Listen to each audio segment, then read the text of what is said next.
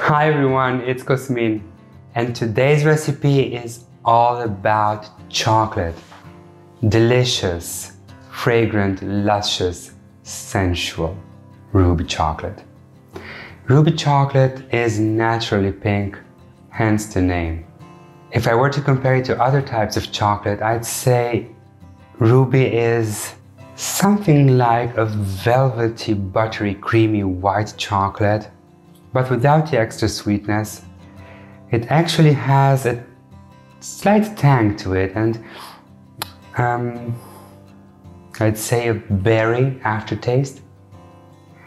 It's also a little coarser than your very fluid, semi-sweet chocolate. Nevertheless, regardless of taste and texture, I think ruby is a complete sensation. I love it. I love the taste. I love the texture. I love to work with it. And you're gonna see more recipes with ruby chocolate coming up this year. This is a very simple bistro style dessert. I'm not gonna use any flour at all. I'm only going to rely on the volume the eggs will give me. Now, this is not the prettiest of cakes. Actually, it's not a cake, it's a torte.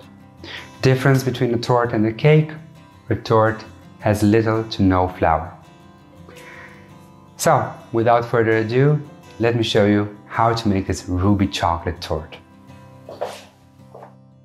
Put 240 grams of ruby chocolate chips, or callets as they're called, in a heat-proof bowl over a pot of barely simmering water.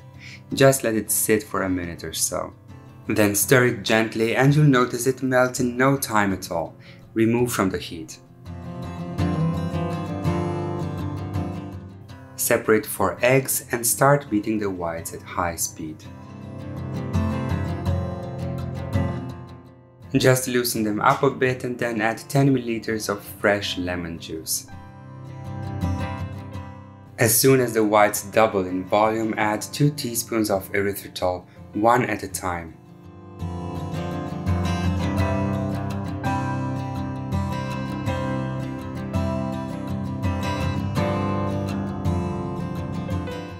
Stop the mixer when you reach stiff peaks and then transfer the whites to a clean bowl.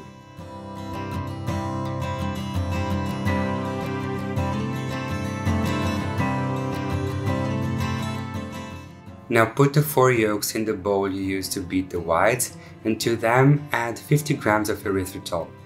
Beat them until they double in volume.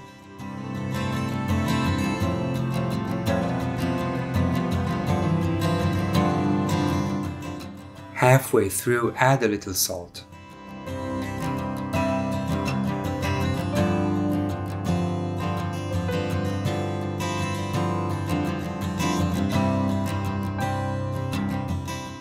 When the yolks are light and fluffy and have more than doubled in volume, it's time to add the chocolate.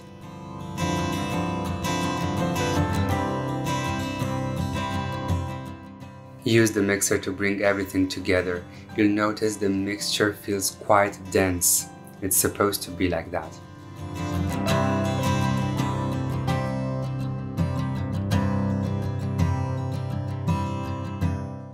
Now dollop up to 1/3 of the whites into the chocolate mixture and mix it in. This step makes the base lighter, which in turn makes the folding so much easier. As you can see, the mixture is noticeably fluffier and lighter. Now it's time to fold in the remainder of the whites. Pull from the bottom of the bowl, go over and turn the bowl as you go. At this stage, don't rush it, take your time. It's almost therapeutic. Grease a medium-sized baking pan and line it with parchment, then place this in a deep roasting pan.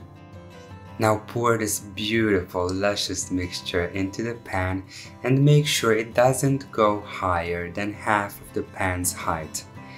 The mixture will inflate while baking. And now pour simmering water halfway up the sides of the smaller pan.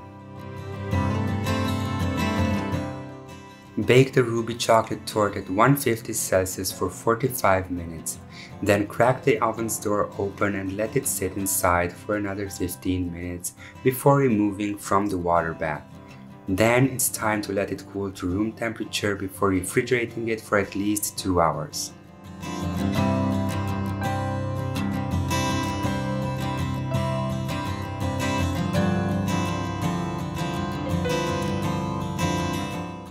Slice it cold, decorate it with a dusting of powdered erythritol and more ruby chocolate callets, and enjoy! If you like this recipe and haven't subscribed yet, please consider doing so. Until next time, Dessertophiles!